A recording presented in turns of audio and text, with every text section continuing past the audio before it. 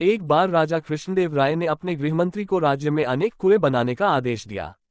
गर्मियां पास आ रही थीं, इसलिए राजा चाहते थे कि कुएं शीघ्र तैयार हो जाएं ताकि लोगों को गर्मियों में थोड़ी राहत मिल सके। गृहमंत्री ने इस कार्य के लिए शाही कोष से बहुत सा धन लिया। शीघ्र ही राजा के आदेशानुसार नगर में अनेक कुएं तैयार हो गए। इसके बाद एक दिन राजा ने नगर भ्रमण किया और कुछ कुओं का स्वयं निरीक्षण किया। अपने आदेश को पूरा होते देख वे संतुष्ट हो गए। गर्मियों में एक दिन नगर के बाहर से कुछ गांव वाले तेनालीराम के पास पहुंचे। वे सभी गृहमंत्री के विरुद्ध शिकायत लेकर आए थे।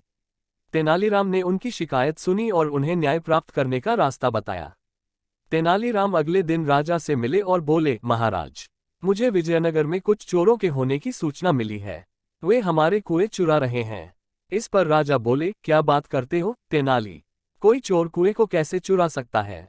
महाराज, ये बात आश्चर्यजनक जरूर है, परंतु सच है। वे चोर अब तक कई कुएं चुरा चुके हैं। तेनालीराम ने बहुत ही भोलेपन से कहा। उसकी बात को सुनकर दरबार में उपस्थित सभी दरबारी हंसने लगे। महाराज ने कहा, तेनालीराम, तुम्हारी तबीयत तो ठीक है। आज कैसी बहकी बहकी बातें कर रहे हो? तुम्हारी बातों पर कोई भी व्यक्ति विश्वास नहीं कर सकता।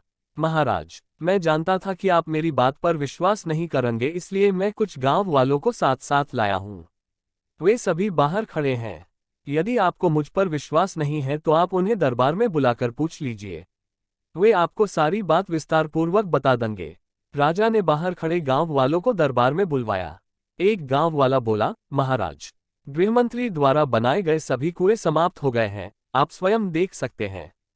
राजा ने उनकी बात मान ली और गृहमंत्री तेनालीराम कुछ दरबारियों तथा गांव वालों के साथ कुओं का निरीक्षण करने के लिए चल दिए। पूरे नगर का निरीक्षण करने के पश्चात उन्होंने पाया कि राजधानी के आसपास के अन्य स्थानों तथा गांवों में कोई कुआं नहीं है। राजा को ये पता लगते देख गृहमंत्री घबरा गया। वास्तव में उसने कुछ कुओं को ही बनाने का आदेश दिया था। बचा हुआ धन उसने अपनी सुख सुविधाओं पर व्यय कर दिया। अब तक राजा भी तेनालीराम की बात का अर्थ समझ चुके थे।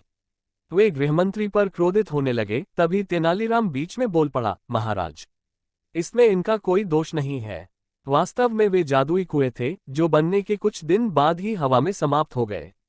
अपनी बात समाप्त कर तेनालीराम गृहमंत्री की ओर देखने लगा। गृहमंत्री ने अपना सिर शर्म से झुका लिया। राजा ने गृहमंत्री को बहुत डांटा तथा उसे 100 और कुएं बनवाने का आदेश दिया। इस कार्य की सारी जिम्मेदारी तेनालीराम को सौंपी गई।